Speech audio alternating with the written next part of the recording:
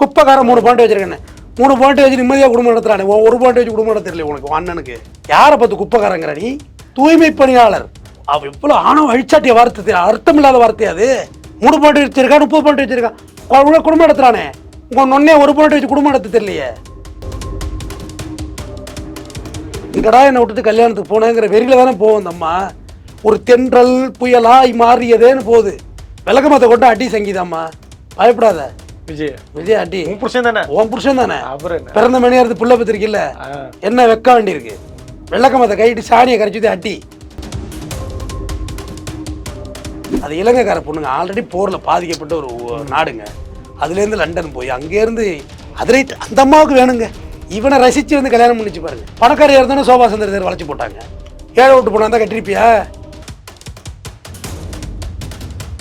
இன்னைக்கும் சங்கீதா குடும்பம் நடத்த தயாராக இருக்காங்க. இவங்க தாங்க ஏற்றுற சங்கீதா ரெடி தான். சங்கீதாவுக்கு இனிமேல் என்ன வாழ்க்கை இருக்கு? 2 பிள்ளைங்களை வச்சுக்க, நல்லபடியாக சோறு போட்டு வீட்டு செலவு காசு கொடுக்காம தொல்லை பண்ணுறாரு. சாதாரணப்பட்ட குடும்பங்களை விட மோசமான நிலைமை இருக்கு. இப்போதான் நான் ஒரு விஷயம் நினைச்சேன், பணம் நிம்மதியை தராதுங்கிறது தெரிஞ்சுக்கொண்டேன்.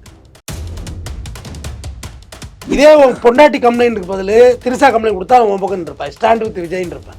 அதை உடனே சொல்லலாம், திமுக காரை கிளப்பி வச்சுட்டாங்க திரிசாவுன்னு சொல்லலாம். திமுக காரத்தை கல்யாணத்தை கட்டி பிடிச்சிட்டு போன்னு சொன்னா, இங்கே வாங்கினு இவ்வளோ க்ளோஸில் நின்று போட்டோ எடுத்துக்கிறீங்களே, திமுக காரன் அனுப்பிவிட்டான்.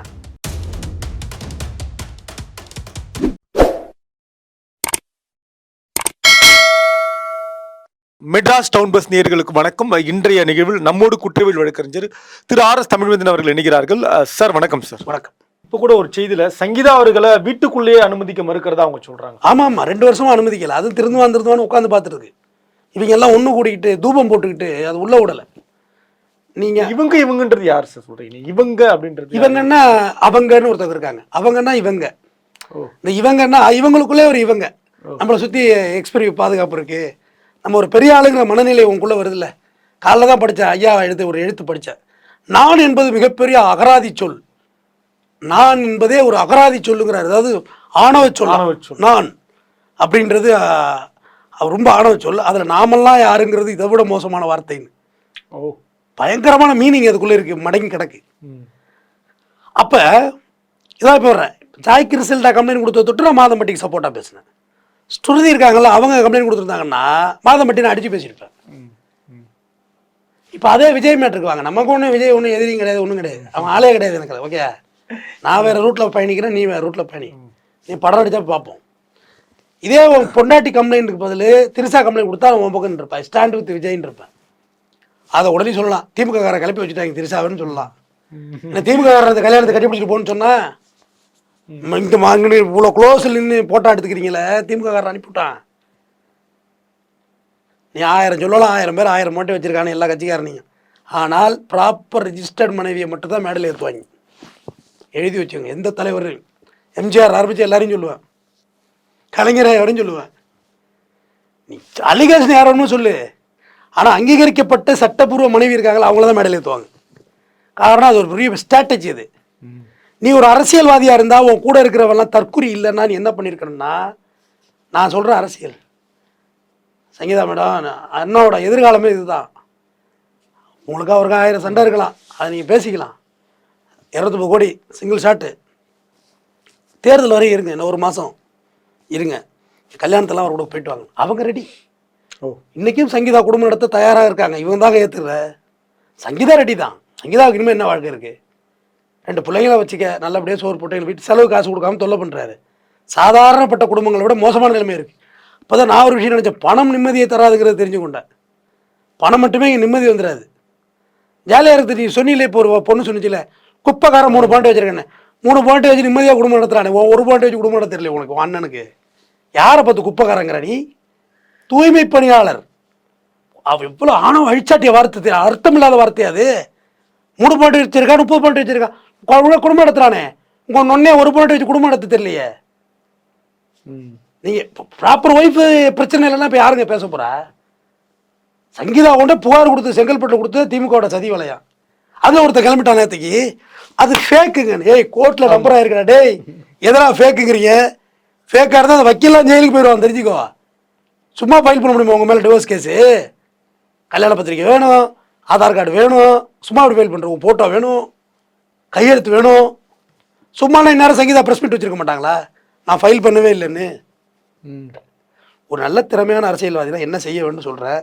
தற்குறிகள் புரிஞ்சுக்கோ, புரியலனாலும் போ, திட்டிட்டு ஒழிஞ்சு போ.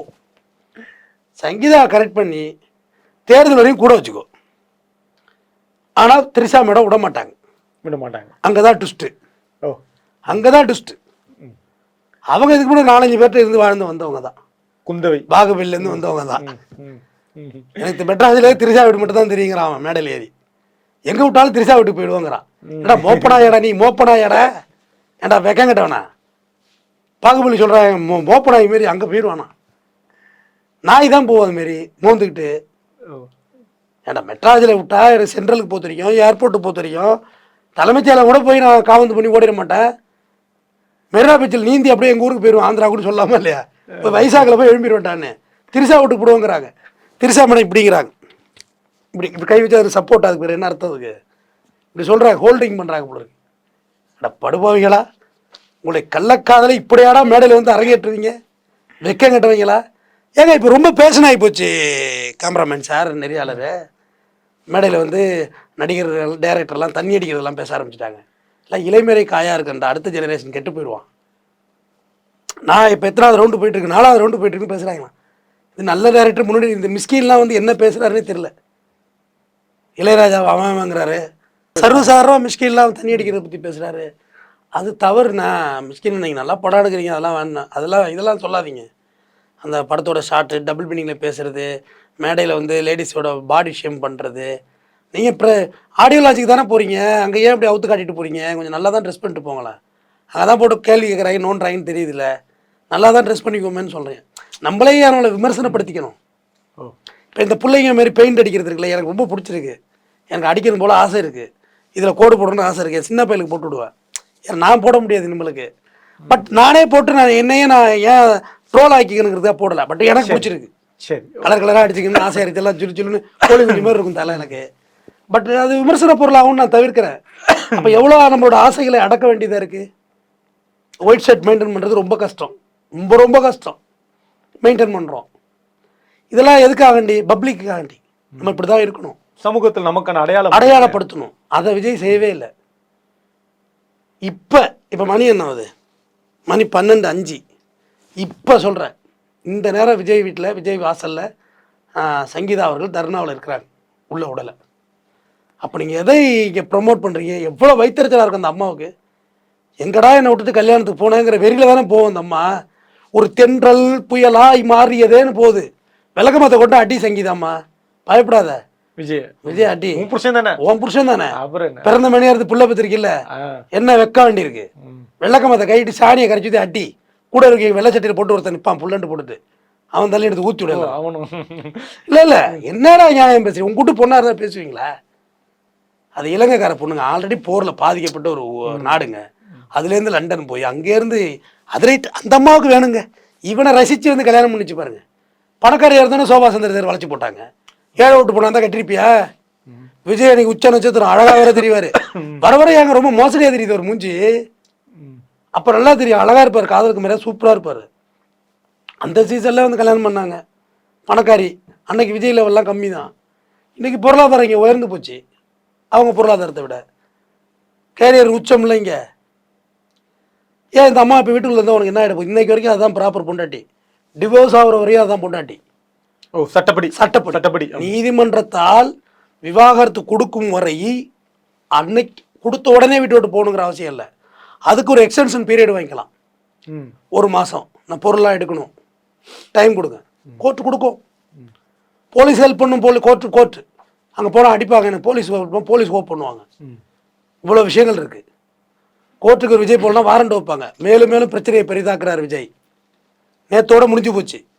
திரிஷாவோட போனார்ல, அதோட ஓஞ்சு போச்சு. ஆக்சுவலாக எனக்கு தெரிஞ்சு விஜய் கட்சியை கலைக்க பிளான் பண்ணுறாருன்னு நினைக்கிறேன். விரைவில் வேண்டாம், அந்த மும்பே வேண்டாம். அப்போ சித்தியை சிஎம் ஆகுறது, சித்தி வேணால் நடத்திக்க வேண்டியதான் கட்சியை. எனக்கு தெரிஞ்சு அது நல்லா நடத்துன்னு நினைக்கிறேன். ஏன்னா தனுஷெல்லாம் கொலை பண்ணி ஒரு படத்தில் அரசியல்வாதியாக மாறும். நல்ல படம், அது நல்ல படம். அது தாடி வச்சிருப்பாரு, கொடி அந்த மாதிரி. அது யாரையா கொலை பண்ணி ஆகிடும். நல்லா வேற இருந்தது, பொருத்தமாக இருக்கும். விஜய் அப்படிலாம் ஒன்றுமே இல்லை பாருங்க. விஜய் அப்பையிலேருந்து அப்படி தான், காதலுக்காக கொலையெல்லாம் பண்ணுவாள். பிரியமுடன் ஒரு படத்தில் கூலிப்படையாலும் நடிச்சிருக்காரு விஜய். நெஞ்சினிலேன்னு ஒரு படத்தில் அவங்க அப்பா தான் எடுத்தார். பம்பாயில் கூலிப்படையாக இருப்பார். அவர் சொல்ல வந்த ஆகப்பெரிய கருத்துக்கள் இதெல்லாம் சமுதாயத்துக்கு. விஜய் ஒரு நல்ல படத்தில் நல்ல விதத்தை விதைச்சிருக்காரு. ஏதாவது ஒன்று சொல்லுங்கள் சார், இது ஒரு நல்ல படம் சார், இது வந்து ஒரு நல்ல விஷயத்தை வச்சா. கண்ணுக்குள்ள ஒருத்தர் இவரோட கேரக்டரே படத்தை எடுத்துருப்பாங்க மென்டலாகவே. நிலவு பாட்டு பாட்டெல்லாம். ஸோ எந்த படத்தில் நல்ல விதையை வச்சிருக்காரு? காதலுக்கு முறையில் காலேஜ் படம், லவ் பண்ணு படம் எடுத்தார். ஃபாசில் எடுத்த படம் ஓகே தானே, நல்ல விஷயம் சொல்லணும்ல. இது சரி, இது தப்பு. தமிழன் படத்தில் அவர் வக்கீலை வந்து டேமேஜ் பண்ணுவார் எல்லாரையும். சிவகாசி படத்தில் வக்கீலை திட்டி ஊரெல்லாம் கேஸ் வாங்கினார் பேரரசு இயக்கத்தில். அசினோட பிராவ கலாச்சிருப்பாரு. ஆமாம், எல்லாமே நடந்திருக்கு. விசில் அடிக்க கற்றுக் கொடுத்து அசினோட எச்சிலேருந்து ஒரு ஷாட் வச்சுருப்பாங்க. எல்லாம் உலகத்தில் ஆகப்பெரிய கருத்துக்கள். நீங்கள் என்ன நினச்சிட்டு இருக்கீங்க விஜய் அண்ணாவை? நாக்க மடக்கி அப்படி அசினோட எச்சோட ஒரு அந்த ஃப்ரேம் கூட இருக்குது. இன்னும் நிறைய கருத்துக்கள்லாம் இருக்குங்க விஜயோட படத்தில். ஓகே, தொடர்ந்து பேசுவோம். நன்றி சார்.